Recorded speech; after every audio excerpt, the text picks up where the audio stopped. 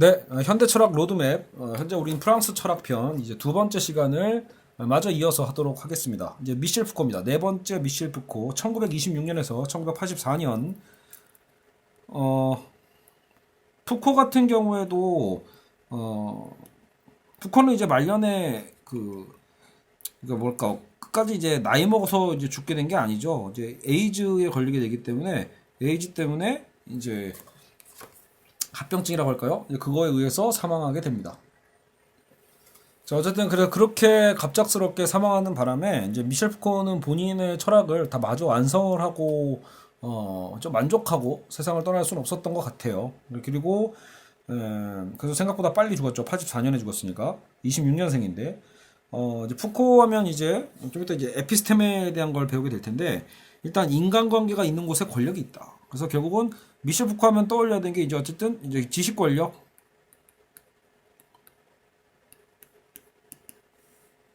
에피스테메에 대한 어떤 개념도 그래서 같이 이 같은 개념이라고 보셔도 됩니다. 에피스테메. 그 시대에 지식 권력이 있는 거예요. 에피스테메. 그 시대성에 대한 얘기죠. 그래서 인간의 죽음, 권력론, 감옥 이런 얘기를 하는데, 보통 푸코 하면서 떠올리는 책이 가장 큰 거는 세 저서가 있죠. 말과 사물, 광기의 역사, 감시와 처벌. 그리고 이제 말년에 이제 지었던 책이 성의 역사. 저는 이제 1, 2, 3에서 끝난 건 줄 알았는데 최근에 보니까 한국의 네 번째 책인가요? 어쨌든 그게 나와 있더라고요. 자, 어쨌든 성의 역사 이렇게 해서 마무리가 됩니다. 자, 그래서 신의 죽음에서 인간의 죽음으로 이렇게 설명을 해놨는데, 자, 푸코는 제가 아까 얘기한 것처럼 광기, 지식, 감옥, 성과 같이 다양한 테마를 다루고 있다. 말과 사물이 지식에 대한 거고, 이게 평소 우리가 말했던 미쳤다라는 거잖아요. 광기에 대한 것, 이건 처벌에 대한 것, 감옥에 대한 거죠. 어떻게 보면 처벌, 감옥, 이것도 성담론, 여기에 대해서 정말 다양한 어떤 테마를 다루면서 연구를 했다. 근데 이거 자체가 주제냐라기보다는, 그러니까 그 시대를 규정하는 과연 그 지식 권력이 무엇인가를 따지는 것이 푸코의 가장 큰 기획이라고 볼 수 있는 거예요. 그래서 고찰하는 그 시대를 살펴보면 공통적으로 근대를 문제 삼고 있음을 알 수 있다. 근대라고 하면 우리도 포함되는데, 푸코는 우리가 살고 있는 이 시대를 똑똑히 지켜보면서 어떻게 이해할 것인가를 생각했던 것이다. 그래서 말과 삶 같은 경우에 푸코는 근대에 어떤 지식이 생성되고 그 특질이 무엇인지를 밝히려고 했어요. 결국은 다 근대성 일종의 비판이라고 볼 수 있고, 말과 사물에서는 그래서 그 지식이라는 게 어떻게 규정되는 것인가, 생물학, 경제학, 언어학의 성립 과정을 그래서 해명했고, 인간을 중심으로 한 그 인문과학, 인간과학에 대한 분석을 하죠. 인간을 중심으로 한 모든 과학은 결국 근대의 산물이다. 그러나 푸코에 따르면 이러한 근대의 인간주의는 이제 끝을 향해 가고 있다라고 봅니다. 그래서 말과 사물의 그래서 그 마지막 구절이 유명하죠. 오히려 인간은 파도가 밀어닥치는 바닷가 모래 위에 그려진 얼굴처럼 소멸되어 갈 것이다. 그래서 인간의 죽음에 대한 얘기가 그래서 이 지금 부제로 나온 겁니다. 마치 니체가 신의 죽음을 예언했던 것처럼 이제 푸코 같은 경우는 심지어 인간의 죽음을 선언한 셈이 되는 거죠. 그래서 이제 그게 근대적으로 규정된 인간학, 이런 부분이 사실상 이제 우리는 바다 위 모래 위에 그려진 얼굴은 어때요? 파도에 의해서 쓸려 나가잖아요. 그렇게 우리의 인간성이라는 것도 사라질 것이다라고 봤다라는 겁니다. 자, 그리고 이제 두 번째, 권력론에 대한 것. 지식에 대한 것을, 이걸 근대 지식에 대해서 탐구했던 게 이 말과 사물에 대한 얘기라면, 특히 이제 이 권력론에 대해서는 광기와 어떤 이 감시와 처벌에 대한 책을 통해서 활용해 볼 수 있어요. 그래서 권력이란 또 무엇인지, 푸코는 권력론이라고 불리는 이론을 펼치게 되는데, 감시와 처벌과 지식의 고곡이라는 책이 바로 그것이다. 자, 그래서 푸코의 권력론의 새로운 점은 무엇일까라고 했을 때, 권력하면 보통 어때요? 특정한 인물과 조직이 가진 강제적인 힘이 위에서 아래로 폭력적으로 작용하는 게 우리는 보통 권력이라고 생각하죠. 강자가 약자를 찍어 누르는 거. 보통 이렇게 생각한단 말이에요. 그죠? 약자를. 푸코에 따르면 권력이란 무수한 힘의 관계다. 단순히 이런 어떤 이자적 관계나 수직적 관계 개념만이 아니라 무수한 힘의 관계고 인간관계 도처에서 발생한다. 그래서 보통 푸코의 표현을 이런 표현도 쓰더라고요. 권력의 미시 물리학. 거시가 아니라 미시. 정말 도처에 힘의 관계가 펼쳐져 있다라고 보는 거예요. 그래서 위에서 아래로 억압적으로 작용하는 게 아니라 아래에서 자발적으로 찾아오는 거다. 학교라는 권력 공간을 생각해 보면 쉽게 이해가 된다. 학교 안에서 성적에 따라서 학생을 분류하죠. 그것이 동기부여가 되어 학생들은 한 단계 발전을 위해서 더 분투하게 됩니다. 그렇죠? 그러니까 학교라는 공간이 그저 강자인 뭐 교장이나 선생님이 학생들을 찍어 누르기 위한 구조만은 아닌 거예요. 이 학교라는 곳 안에서 우리가 어떻게 보면 이 틀을 받아들이고 어떻게 보면 자발적으로 알아서 더 분투하게 되죠. 알아서 복종하고 알아서 더 열심히 그 권력 체계를 스스로 형성해 가고 있는 게 우리의 그 학벌 다툼 아니에요. 학벌과 순위 다툼 아니겠어요? 학벌 순위에 대한 경쟁에 있어서 결국은 시스템이 만들어 놓은 그 구조 속에서 우리가 자발적으로 그것을 더 강화시키는 역할을 우리가 하고 있죠. 푸코는 권력론의 예로 감옥이라는 근대적인 처벌 시스템을 예로 들었어요. 예를. 그래서 감옥에 대한 것을 연구했다기보다 감옥을 통해서 이 처벌의 시스템이 어떻게 발전해 왔는지, 인간이 권력에 의해서 어떻게 예속되어 왔는지 그 과정을 본 거죠. 그래서 제가 최근에 이제 감시와 처벌을 이제 다 읽었는데 확실히 그 미셸 푸코의 책을 다 읽을 필요는 없다 이런 얘기를 저도 간혹 많이 들었거든요. 그 이유가 왜 그런가 했더니 말 그대로 이게 개보학적 연구이기 때문에 왜 그런지 왜 어떻게 발전해 갔는지에 대한 그 과정을 정말 수많은 자료를 통해서 이렇게 다 정리하다 보니까 내가 지금 이것을 왜 알아야 되지? 이런 생각이 들 때가 있어요. 그래서 푸코의 책은 한편으로는 잘 정리된 해설서만 잘 읽어도 되지 않을까 싶은 생각이 정말 들더라고요.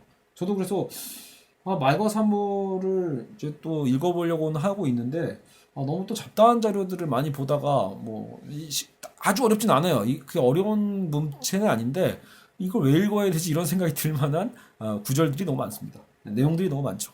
근데 이제 마지막 분으로 가면 이제 주옥 같은 문장들이 정리들이 잘 되고 있기 때문에 한편으로는 책 마지막 챕터 정도만 처음과 마지막만 잘 읽어도 이해가 되지 않을까 그렇게 생각이 되네요. 자, 그래서 어쨌든 감시와 처벌에서도 감옥이라는 것을 연구하면서 사실상 이제 뭐까지 다 파악이 되는 거예요.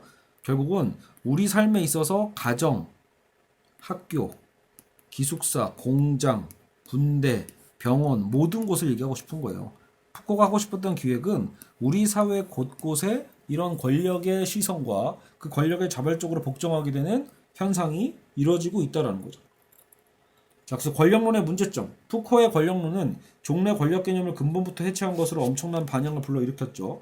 하지만 권력론이 세간의 인정을 받음에 따라 푸코는 결정적 난제에 부딪히고 마는데 그것은 용이하게 해결할 수 없는 문제였다. 그러니까 스스로도 그래서 집필활동을 중단했던 거다라고 지금 이 저자는 얘기를 하고 있습니다. 그건 뭐냐라고 했을 때 말 그대로 권력이 이렇게 도처에 있다라면 진짜 푸코의 말대로 권력의 미시물리학이고 그래서 그 권력이 우리 삶 도처에 있다라면 그죠? 그럼 권력의 바깥에 다른 세계가 있다는 것을 생각하기가 어렵죠. 이미 권력이 도처에 있다고 믿어버리면 전제를 깔아버리면 권력 바깥에 다른 세계가 있다는 걸 생각하지 못하고 그렇다면 우리는 권력을 결코 뛰어넘을 수 없게 된다는 문제가 생겨요. 권력에 저항하면 뭐예요? 저항한다고 해도 그거조차도 또 다른 권력 관계로서 전제에 깔려 있다라고 얘기하면 그만이거든요. 그러니까 인간은 어떻게 해야 권력 바깥에 있는 세계로 나올 수 있는가? 그러니까 이 권력 너머의 문제가 생기는 거예요. 푸코의 권력 분석 자체는 새로웠지만 과연 우리는 권력 넘어서 저 바깥으로 나갈 수 있는가? 그죠? 의문이 붙이게 된다라는 거죠. 그렇기 때문에 나중에 푸코도 그 이후에 잠깐 휴지기를 뒀다가 만년에 새로운 연구로 바꿔버리는 거예요. 자기에 대한 관계로서의 논리. 그 성의 역사에서 그거를 그 방향으로 틀어버린 거죠. 그래서 이 마지막 부분에 대한 구상을 사실은 크게 인정받지는 못한다라는 평이 많이 있습니다. 그래서 이제 우리는 푸코하면 보통은 이 감시와 처벌 때까지 어떻게 보면 그 시대적인 권력 분석론까지 푸코의 굉장히 매력적인 개념들을 많이 살펴볼 수 있고요. 후기 푸코에 대한 말년의 푸코에 대한 부분들에 대해서는 제가 아직 거기까지 제대로 읽고 혹은 좀 연구한 어떤 연구서들을 보지 못했기 때문에 그런지 몰라도 일단은 그 부분은 크게 조명받고 있지는 못하고 있다라고 볼 수 있죠. 한편으로 한국에서 이제 그 성의역사 마지막 편이 지금에서야 번역돼서 출판된 거 보면 어찌 보면 또 그 부분이 새롭게 또 주목받고 더 푸코가 결국은 대안을 제기한 거였다라고 하는 그런 평가가 더 대중적으로 알려질 수도 있겠죠. 어쨌든 푸코는 여기까지 하도록 하겠습니다. 아참, 그리고 푸코를 얘기할 때 여러분 요 툴도 이해하시면 돼요. 시대라는 게 여러분 계속 변화가 되잖아요. 그러니까 푸코 하면은 요런 자, 이런 A라는 시대가 있고 B라는 시대가 있고 C라는 시대가 있다. 근데 연도적으로 이렇게 흘러간다고 칩시다. 그러면 푸코가 얘기하는 그 에피스테메라는 것은 사실상 요 시대를 흐르고 있는 그 권력의 보편적 체계라고 볼 수 있을 거예요. 그러니까 요 시대성 안에서는 나름대로는 객관적이고 절대적인 하나의 보편적 틀인 거죠. 그러니까 그게 구조인 거죠, 구조. 그게 구조주의의 어떤 한 틀을 차지하고 있는 거예요. 근데 문제는 뭐예요? 그 에피스템에도 시대적으로 또 변화가 좀 되거든요. 이 변화에 대한 부분 때문에 이것은 또 구조주의 너머의 측면을 갖게 되는 거죠. 그렇죠? 이런 틀로도 한번 푸코를 이해해 보시는 것도 괜찮습니다. 자, 5번 장 보드리아르. 저 개인적으로는 사실은 정말 좀 많이 더 많이 알아가고 싶고 공부하고 싶은 사람이 이제 이 보드리아르입니다. 보드리아르의 이제 소비의 사회나 시뮬라크르와 시뮬라시옹 이 책 두 책은 읽어봤는데 사실은 책이 역시 어려워요. 그래서 더 제대로 좀 읽어보고 싶은. 왜냐면 이건 되게 그 뭐랄까 좀 매력적인 여러 가지 문장과 분석들이 되게 흥미로운 게 많아요. 자본주의에 대한 기여 가치에 대한 분석이 있기 때문에 보드리아르는 실제로 2007년에 죽었고 그래서 이제 최근 이 자본주의 사회가 어떻게 발전해 갔는지까지도 꽤 살펴보고도 갔기 때문에 이 보드리아르의 연구는 꽤 유용한 부분들이 많이 있습니다. 그래서 보통 소비사회, 보드리아르 하면 여러분 뭘 떠올리시면 된다? 소비사회 혹은 뭐 기여 가치 시뮬라크르 제일 유명한 말은 이거죠. 시뮬라크르. 그죠? 여기서 과도현실이라고 써 있는데 보통 우리나라 번역서에는 파생실제 아마 뭐 이렇게 나올걸요? 이런 식으로 과도현실. 자, 소비사회의 기호론. 소비사회의 기호론. 보드리아르의 근본적 통찰은 현대사회가 생산사회에서 소비사회로 이행했다고 생각하는 것에 있다. 그러니까 보드리아르도 기본적으로 막스의 성향을 좀 받아들인 게 있어요. 근데 막스는 보통 생산에 대해서 포커스를 잡았거든요. 근데 이 생산사회에서 이제 우리는 소비사회다. 그러니까 시대의 흐름이 좀 바뀌었다라고 보는 거예요. 그렇기 때문에 연구의 틀도 좀 바꿀 필요가 있겠죠. 자, 그래서 현대사회에서는 생산물은 이미 포화예요. 이제 뭐 부족한 사회가 아니잖아요. 넘쳐나는 사회예요. 이 넘쳐나는 사회 속에서 중요한 건 이제 소비자에게 필요한 것은 역시 차이. 그 이 차이의 체계라는 게 계속 이 현대 사상에서는 되게 중요하다는 걸 알 수 있죠. 그렇죠? 차이. 자, 그래서 이것은 현대 소비사회다. 보드리아르는 소비사회를 해석하기 위해 소시르의 언어학에서 해결의 실마리를 찾고 소비사회의 기호론을 전개했다. 그래서 역시 여기서도 기호학적인 측면이 많이 있습니다. 사회적인 시스템에 나타나는 기호를 통해 현상을 판단하고 진단하고 분석하는 것. 그러면 기호학이라는 게 별의별 게 다 기호거든요. 그러니까 여기서는 말 그대로 우리가 명품, 브랜드라는 것도 기호죠. 그 힘이 있잖아요. 그렇죠? 뭐 샤넬, 구찌라고 했을 때 그냥 그 기호가 주는 이런 그 압도적 힘이 있어요. 누가 갑자기 샤넬백을 선물해 주겠다라고 하면 기분 나쁠 사람이 있을까요? 야, 그딴 걸 왜 줘? 이런 사람은 없단 말이에요. 솔직히 뭐 나는 명품을 좋아하지 않아 라고 하는 사람들조차도 그래도 누군가가 샤넬백을 준다라면 좋아할 가능성이 매우 높죠. 당연히. 왜? 그 기호가 곧 사람들의 욕망이 중점적으로 모여있는 것이니까. 이런 거 있잖아요. 평소에 대학에 별로 관심이 없었는데 뭐 어쨌든 어떤 일이 됐든 간에 서울대에서 날 쓰겠대. 그랬을 때 서울대라는 기호를 거부할 수 있나요? 쉬운 게 아닌 거예요. 그러니까요. 그러니까 이 기호라는 거의 힘을 사실은 이제 이 차이 속에서 드러나는 거죠. 우리나라 대학이 다 없어지고 서울대 하나만 남는다라면 서울대를 명문대라고 부르겠냐고요. 서울대를 욕망하겠냐고요. 결국은 서울대가 서울대일 수 있는 것은 대학과 대학과의 차이 속에서 드러나는 것들이죠. 차이를 나타내고 지위, 곧 의미를 과시하는 귀중한 기호가 된다. 명품을 산다라는 건 그야말로 기호를 소비하는 거죠. 그래서 사실은 우리는 이 기호 가치를 소비한다라는 건 그것은 결국은 지위를 사는 것과 같다. 사회적 지위를 상징하는 것이죠. 자, 그래서 차이에 따라 성립이 된다. 전제로서 차이의 체계가 형성되고 A라는 상품과 B라는 상품은 단순히 병렬 관계가 아니라 서열 관계다라고 볼 수 있죠. 너 나이키 가질래? 나이스 가질래? 당연히 나이키죠. 왜 가짜 나이스를 가질 이유가 뭐가 있겠어요. 그죠? 자, 그래서 시뮬라시옹의 사회. 시뮬라시옹. 시뮬라크르의 아마 동사형이 시뮬라시옹일 거예요. 시뮬라시옹. 자, 그래서 시뮬라크르는 원래 뭐냐면 가짜, 모조품을 의미합니다. 가짜와 모조품. 그러면 뭔가 가짜와 모조품이가 나쁜 건가 이렇게 생각할 수 있겠지만, 여러분 가짜와 모조품에 대해서 부정적으로 인식했던 거는 약간 이제 전통 철학 안에서의 어떤 그 플라톤적 개념이고, 오히려 이제 이런 현대 기호의 어떤 체계로 넘어와 버리면 이제 이 보드리아르는 이것을 역발상으로 다르게 보는 거예요. 오히려 독특한 의미를 부여해서 근대사회 역사적 변화를 재구축했다. 그래서 독창적으로 존재하는 모조의 시기, 대량 생산의 시기, 존재, 그러니까 이 복제가 되는 시기, 뭐 이렇게 시기를 몇 개 나누고 있다라고 얘기를 하고 있어요. 이거는 자, 이거는 제가 그냥 한번 써줄게요. 헷갈리게 되어 있네요. 르네상스 시대부터, 자, 르네상스 있죠? 산업혁명. 자, 르네상스와 산업혁명 체계. 거기서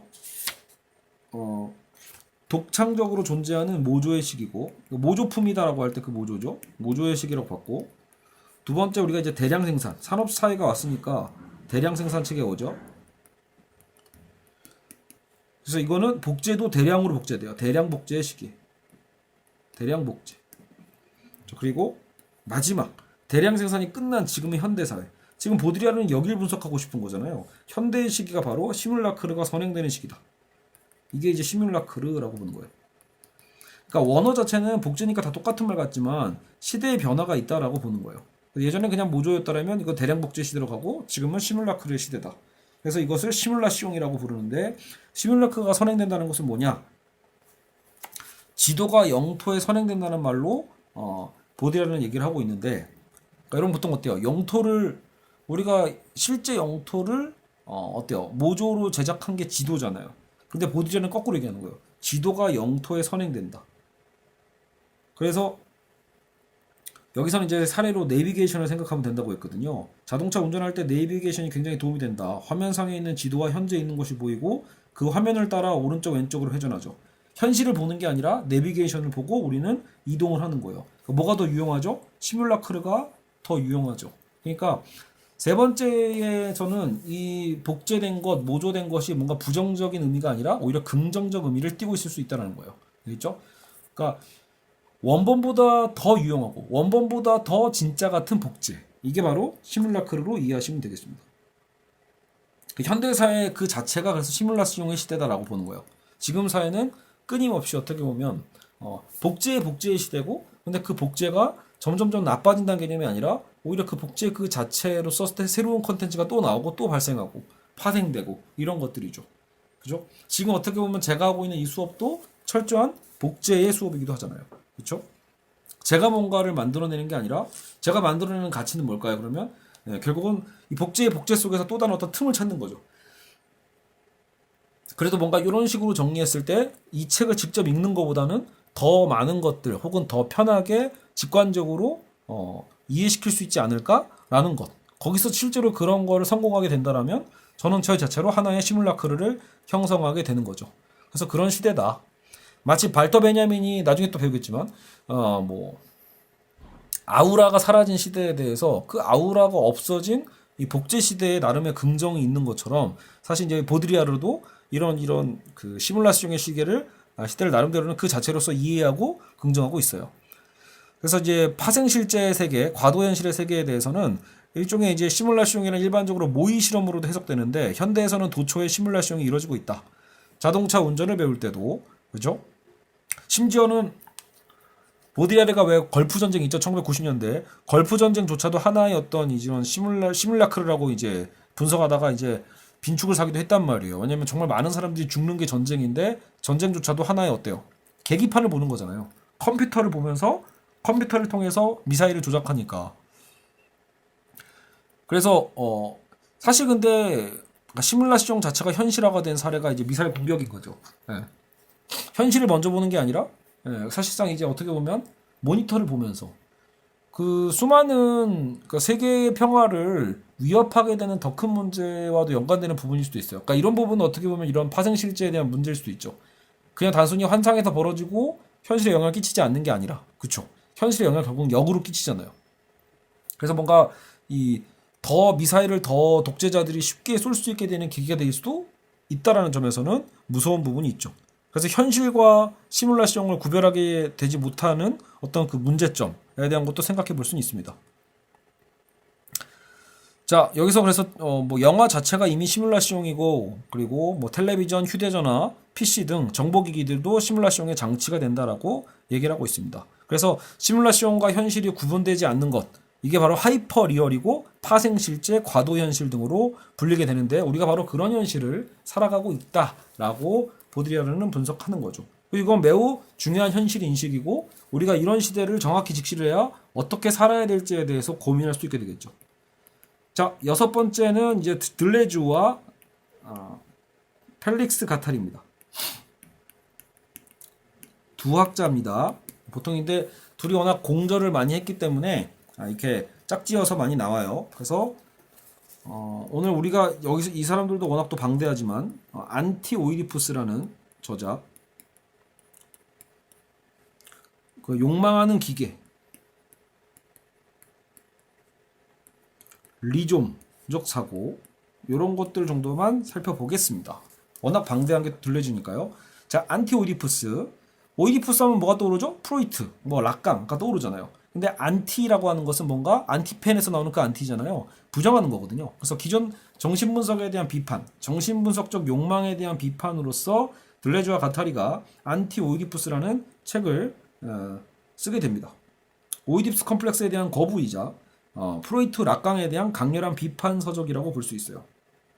그러면 이미 어때요? 이미 포스트 구조주의로 넘어가고 있죠. 아까처럼 이제 락강은 구조주의의 어떤 개념으로서 일단 등장을 했는데, 들레즈나 가타리 같은 경우에는 이제 그런 가족이라는 틀에 갇혀 있는 욕망, 이것을 비판하고 있는 거예요. 욕망이라는 건 가족에 갇혀 있지 않다. 이것은 정말 세계적인 것이고 보편적인 것이고 어디로 튈지 모르는 거대한 역동의 에너지거든요. 근데 이걸 어떤 가족주의 어떤 성적 욕망의 하나의 어떤 틀에 가두게 되는 셈이기 때문에 안티 오디푸스라는 책을 통해서 욕망에 대한 틀을 해체하고 더 생성의 어떤 개념으로서 욕망을 이해하게 됩니다. 쉽게 얘기해서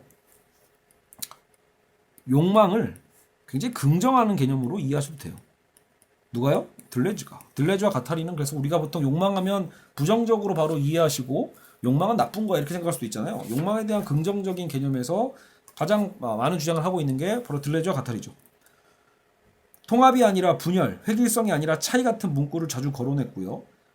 그래서 대표적으로 편집증보다, 그러니까 통합을 지향하는 것이 편집증이거든요. 파라노이아. 근데 그것이 아닌 차이를 지향하는 분열증이 있고, 한 곳에 머무르는 정주성보다는 유목적인 것이 중요하다. 그래서 차라리 이 편집증이 아니라 분열증적으로 가야 하고, 정주, 어디에 머무르려고 하는 게 아니라 유목, 이동하려고 해야 된다. 이런 핵심을 얘기했다라는 것만 알아두시면 될 것 같습니다. 끊임없이 노마드적으로 이행하는 거고 변화되는 거죠. 욕망하는 모든 기계. 보통 근대 철학에서 기계하면 뭔가 좀 이렇게 근대를 비판할 때 데카르트의 어떤 기계론적인 사유에 대한 비판으로 기계를 많이 쓰지만, 여기서는 욕망 기계예요. 그러니까 다시 얘기하면 그런 딱딱한 메카닉한 어떤 그 기계 개념이라기보다는, 그렇죠? 좀 긍정의 개념으로서 이 기계를 이해하셔야 됩니다. 들레즈를 논할 때요. 그래서 욕망을 전면적으로 긍정하는 사상으로 규정할 수 있고, 욕망 개념이야말로 안티 오디푸스의 처음이자 마지막이다. 들레즈 가타리는 기본적으로 욕망은 다양한 방향으로 흘러가며 이것을 규제할 수 없다고 봐요. 욕망은 다양하게 흘러가요. 한 곳으로만 흘러가는 게 아니라 여기로도 가고 막 사면체로 막 흘러가겠죠. 그거를 가두는 것을 코드라고 하거든요. 이 코드를 해체하는 거죠. 탈 코드화.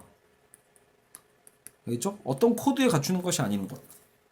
욕망은 본래 탈 코드화 성격을 띠고 한정하거나 일정한 방향으로 이끌어가는 규제는 없다. 욕망을 규제하는 질서가 있으면 욕망은 그것을 파괴하도록 움직이게 되는 거죠. 그래서 욕망에서 들레즈와 가타리는 혁명을 찾는 겁니다. 알겠죠? 혁명을 긍정하고. 저도 이렇게 입시를 가르치는 사람이지만 늘 딜레마거든요. 그러니까 정작 입시에 대한 것을 가르치고 싶지만 정말 제가 가르치고 싶은 건 그 입시에서 벗어나라를 가르치고 싶거든요. 예. 근데 그런데도 저도 어쨌든 매이게 돼요. 왜요? 먹고 사는 문제가 걸려 있으니까. 한편으로 해서 항상 고민하는 게 그런 거죠. 나조차도 과연 이 틀에서 탈주할 수 있는가? 학생들에게 이 사회가 갖고 있는 어떤 규정하고 있는 그런 권력적 체계에 대해서 그동안 우리가 너무 아까 학업, 교육 이런 시스템에 의해서 혹은 뭐 아까 이데올로기론에서도 본 것처럼 그냥 국가가 호명하는 방식에 대해서 우리가 그렇게 응답하면서 살아온 걸 수 있잖아요. 그렇다면 들레즈와 가타린은 뭐라고 하는 거죠? 코드화되는 것에서 벗어나라고 하는 거야. 탈코드화돼야 된다. 재코드화, 다시 코드화되려고 하는 재코드화를 벗어나서 끊임없이 유목적으로 이동해 가라라고 보는 겁니다. 그런 욕망 기계, 규제를 벗어날 수 있는 욕망 기계가 돼야 된다는 거예요. 인간은 그야말로 욕망하는 모든 기계다. 근데 그런 욕망 기계를 자꾸 구조적으로 뭔가 억압시키려고 해서는 안 되겠죠. 모든 기계를 어떻게 이해하면 좋을까? 모든 기계란 한편에서는 모든 부품이 연결되지 않으면 동작하지 않지만 다른 한편에서는 연결의 필요성이 없음을 보여준다. 이 양면성은 연결의 부재에 따라 연결된다와 같은 모순된 표현으로 정식화된다. 연결의 부재에 따라 연결되는 역설, 모순. 욕망은 다양한 것과 연결되는데 그 연결을 언제든 끊고 새로운 연결을 만들어내는 것이다. 그러니까 욕망은 언제든 그래서 탈주라는 개념도 굉장히 중요해요. 벗어나는 것, 도망가는 것, 다른 것과 연결해서 욕망 기계로서의 일종의 이건 그러니까 역으로 여기서 자유의 개념이 좀 느껴지죠. 그리고 리좀. 자, 그래서 천개의 고원, 자본주의와 분열증이라는 책을 썼는데 안티오이디푸스가 1권이라면 2권이 천개의 고원이에요. 천개의 고원의 서문에서 리좀 사상이 나와요. 리좀은 뭐냐면 우리가 보통 뿌리라고 하는 거 있잖아요. 뿌리는 하나의 줄기죠. 하나의 어떤 뿌리를 얘기하는 것을 되게 우리는 그동안 강조를 많이 했다라면 이거와 대비되는 것. 리좀이라는 것은 그냥 뭐랄까 뿌리이면서 줄기인 거예요. 뿌리 줄기라고 표현하거든요. 번역을 하면. 그러니까 그런 식물들이 있겠죠. 뿌리 줄기 식물이 있는데 이건 비유겠죠. 우리가 결국은 리좀적인 사고를 해야 된다라는 거예요. 다양성, 비등질성을 원리로 하는 비중심화 시스템의 비유적 표현으로서 리좀을 제시한다. 그죠? 다양, 비등질, 개체적이고 차이를 드러내는. 그러면 반대되는 단어가 뭐겠어요? 서열 중심화 시스템. 혹은 아까 하나의 뿌리가 특히 이거 뭐냐면 수목 개념이라고 하거든요. 리좀과 수목, 트리, 나무 모델. 들레즈 가타리는 트리를 거부하고 리좀을 높이 평가한다. 리좀은 다양한 방향으로 퍼지고 다른 뿌리들과 다양한 형태로 연결되는 거. 그래서 분열증적이고 유목적이다. 두 사람은 리좀적으로 퍼지는 욕망이 자기 자신을 억압하게 되는 결과에 부딪혀 근본적인 문제에 봉착하게 된다. 여기 이제 단점이죠, 마지막으로는요. 그래서 이제 여기서는 명쾌한 답을 얻을 수 없다 뭐 이렇게 마무리를 하고 있긴 한데 저는 이제 최근에 그런 생각이 좀 들더라고요. 그러니까 지금이 몇 년이죠? 2020년이잖아요. 2019년도부터 여러분이 이제 예능을 보시는 분들은 알겠지만 다 모두가 알겠죠. 유재석은 모두가 알죠. 그러니까 MBC의 무한도전을 우리는 기억하잖아요. 무한도전하면 MBC고, MBC라는 방송사를 딱 떠올리게 돼요. 그리고 유재석을 떠올리게 되고요. 근데 지금 김태호 PD는 유재석을 데리고 놀면 뭐하니라는 새로운 프로그램을 런칭했죠. 근데 이 새로운 예능의 스타일이 어때요? 기존의 예능의 틀을 깨버렸어요. 어떻게요? 마치 처음에는 어떤 컨셉이었냐면 유재석에게 카메라를 주고 그 카메라가 어디로 튈지 모르는 거죠. 카메라를 넘겨서 어때요? 기획이 없죠. 그러니까 그냥 거대한 틀만 좀 정해주고 나머지는 어디로 튈지 모르는 그 우연성에 맡기는 거. 지금 김태호 PD가 지금 그것을 기획하고 있는 거예요. 그러니까 모든 게 완벽하게 계획돼 있는 게 아니라 사실상 비계획적 계획인 거죠. 그런 틀 속에서 유재석의 어떤 자율성, 또 유재석이 넘겨주는 또 다른 어떤 유재석이 만나는 사람들, 유재석이 어떤 또 욕망하는 기계들과 만나는가에 따라서 전혀 다른 식으로. 그러니까 전 여기서 리좀이 떠오르더라고요. 그러니까 최근에 이 놀면 뭐하니라는 방송을 통해서 뭔가 리좀적 사유를 김태호 PD도 분명히 하고 있는 게 아닐까. 들레즈를 분명히 알고 있지 않을까. 이런 생각이 드는 거예요. 우리나라의 기존 방송의 체제가 여러분 얼마나 들레즈식으로 얘기하면 수목적이었냐면 MBC, KBS, SBS 이런 방송사의 출신 개그맨이냐, 출신 탤런트냐, 공채 몇 기냐 이런 거 되게 중요하게 여겼잖아요. 이런 게 뿌린 거예요. 움직이지 않는 정주적인 것. 그래서 예전에는 다른 방송사에서 출연하는 거 생각도 못 했대잖아요. 타 방송사가 돈을 아무리 많이 줘도 자기 출신 방송사를 옮기는 거는 배신행위로 봤죠. 그래서 완전히 왕따를 시키고 그런 어떤 일종의 조폭 문화가 있었다라면 지금의 시대는 어때요? 지금 김태호 PD는 아예 타 방송사로 진출해버리죠. 그러니까 분명히 MBC의 놀면 뭐하니인데 이 놀면 뭐하니가 어때요? 콜라보레이션을 하고 있잖아요. EBS랑도 하죠. KBS랑도 하죠. SBS랑도 하는 과감하게. 또 걔네들도 그거를 거절하지 않는 게 뭐예요? 시대의 변화인 거예요. 차라리 시청률 지상주의이기도 한데 어차피 시청률이 자기들에게도 도움이 된다고 생각하니까 충분히 김태호 PD의 일종의 딜을 받아들이는 거죠. 그럼으로써 지금 오히려 방송사를 넘나들면서 유재석이 유산슬이라는 새로운 캐릭터. 유재석이 아니죠. 트로트 가수 유산슬. 그죠? 뭐 드러머 유산슬. 이런 식으로 계속 그 드러머 할 때는 캐릭터가 뭐였는지 전 잘 기억이 안 나네요. 저도 쭉 다 보진 않았어서. 하지만 어쨌든 지금 김태호 PD의 그런 컨셉이 굉장히 리좀적이다 라고 저는 생각이 듭니다. 잘못된 비유인지는 잘 모르겠지만 뭔가 분명히 김태호 PD도 그런 고뇌를 한 것은 전 분명하다고 봅니다. 어떻게 하면 기존의 그런 뻔한 공식을 벗어날 수 있는가. 그죠? 굉장히 노마드적이고 리좀적이라고 저는 생각됩니다. 자, 마지막인가요? 오늘 자크 데리다하고 끝이죠. 다행히 그럼 한 40분쯤 맞출 수 있을 것 같아요. 2부도요. 자크 데리다. 데리다도 2004년까지 살았고요. 데리다 하면 이제 탈구축.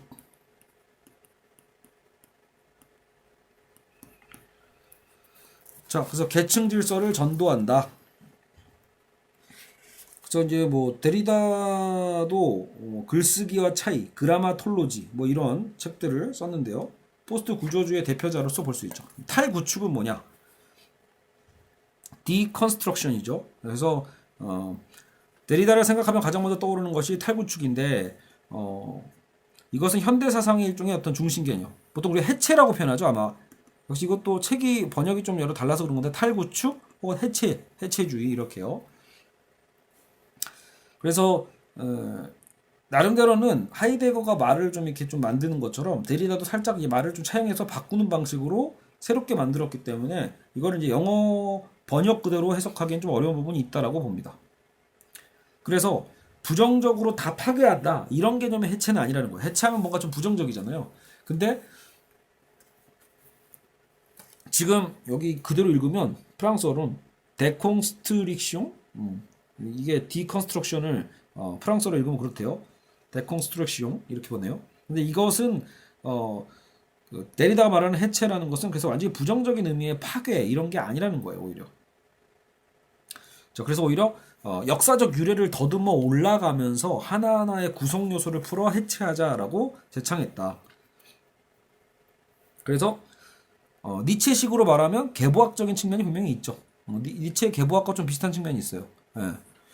그러니까 뭐 우리 조상이 짱이야 이런 거 얘기하려고 하는 그 계보가 아니라 대체 이런 지식의 틀이 왜 생긴 거지라고 하면서 거슬러 올라가 보면 연구가 계보학이었잖아요. 그러니까 해체주의라는 것도 그런 거예요. 사실상. 그래서 데리다도 자신의 어떤 독창적인 하나의 어떤 이론을 구축했다기보다도 기존에 있었던 이론을 해체해 가는 것. 이게 어떻게 보면은 데리다의 연구 방법론이다라고 볼 수 있죠. 자, 그래서 데리다는 탈구축이라는 표현을 했고, 그래서 여기서 일부러 해체란 말보단 탈구축이란 말로 번역해서 쓴 것 같아요. 구분하려고. 해체란 말이 너무 부정적이니까 탈구축. 그럼 무엇을 해체하거나 혹은 무엇을 탈구축하려고 했을까요? 그래서 이 사회를 지배하는 계층 질서, 지배 질서, 이거에 대한 해체이자 탈구축이겠죠. 진리와 허위, 본질과 외양, 자연과 인공 등을 생각하면 된다. 정상과 이상, 원본과 복사본을 덧붙여도 된다. 계층 질서에서는 전자가 적극적이고 후자는 뭔가 부정적이고 이런 평가를 받고 있잖아요. 원본이 좋고 가짜는 나쁜 거. 이건 어때요? 그러니까 보드리아르랑도 연결이 되죠. 그런 것에 대해서 계층 질서를 오히려 전도시키는 것이 탈구축이다. 자, 진심과 연기 이렇게 설명하면 탈구축이면 이해하기 어려울지도 모르니까 구체적으로 저자는 사례를 들여주고 있는데 진실한 행위와 연기로서 행위를 분석해 보자라는 거예요. 그러니까 이거 연기가 어떤 인건지 알겠죠? 그러니까 진실한 행위가 있고 연기할 수 있잖아요. 연기라는 행위. 그래서 일반의 상식과는 다른 말을 한다. 보통 연기는 성실하고 진실한 행위를 흉내내는 거고 거기에서 기생하는 게 연기가 아니냐라고 보는데 마치 여기를 더 우월하게 보는 거죠. 진실을. 가령 연기자가 사랑을 연기할 때 실생 안에서의 진지한 사랑을 모방한 거다라고 보는 것처럼요. 그런데 데리다는 이 계층 질서를 거꾸로 뒤집어서 탈구축을 시도한다. 데리다에 따르면 연기로서의 사랑이야말로 진정한 사랑이 오히려 이게 우선한다. 그러니까 진실의 행위가 먼저여서 욜로 이행하는 것이 아니라 요렇게 가는 거라 역발상을 쓰는 거죠.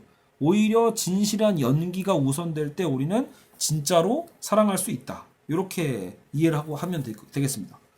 그러니까 기존의 체제를 어때요? 탈구축시켜버리는 거죠. 그럼 어떻게 그게 가능할까요? 진정한 사랑을 한다고 할 때 인간이 무엇을 할지 생각해보자.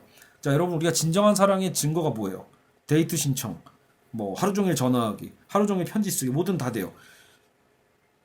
진정한 사랑에 대한 증표로 우리는 어때요? 기호를 갖고 있거든요. 데이트 신청, 뭐 여러 가지를 함께하고 영화 보고 뭐하고 이런 것처럼 같이 밥 먹고, 그죠? 같이 뭐 사랑하는 행위를 하고 섹스를 하고요.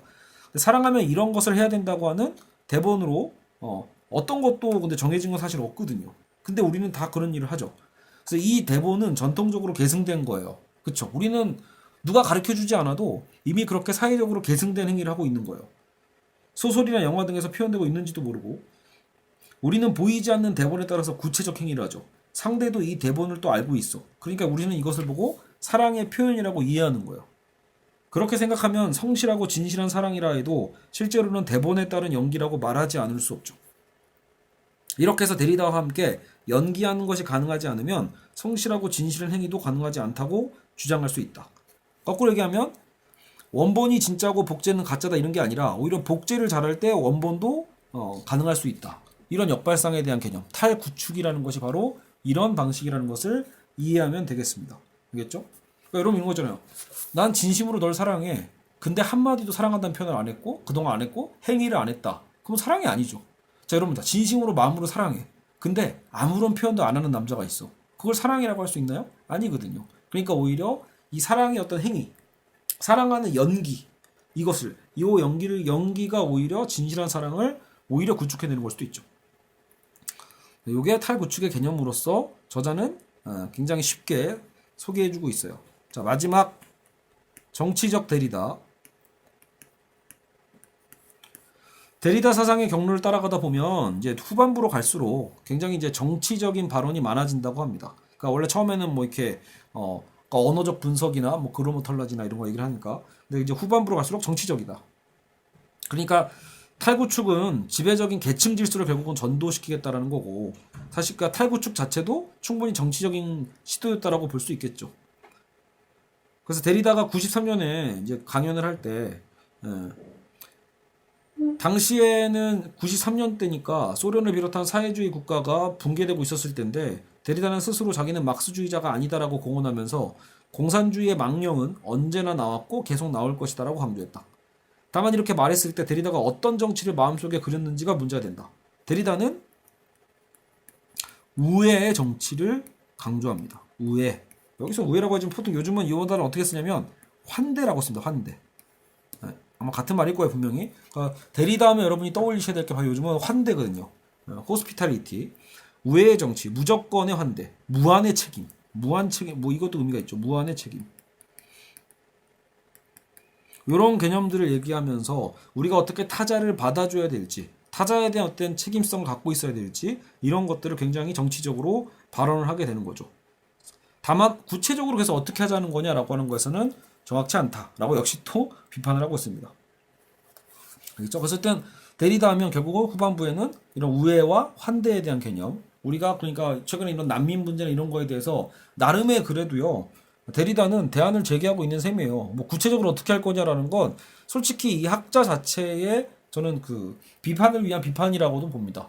결국 구체적 행위는 어떻게 해야 돼요? 이런 거는 철학자들이 제시한다기보다도 구체적 행위에 대한 것들이 사실 그게 바로 정치의 영역이 아닐까라고 생각을 하거든요. 정치적으로 결국은 우리는 각자의 다 결정을 해야 되죠. 국가별로 뭐 공동체적으로든 우리는 구체적 결정을 하게 되어 있죠. 중요한 건 어떤 사유를 갖고 있고 어떻게 우리가 타자를 인식하는가, 그것을 바꾸는 것 자체가 굉장히 중요하다고 생각이 듭니다.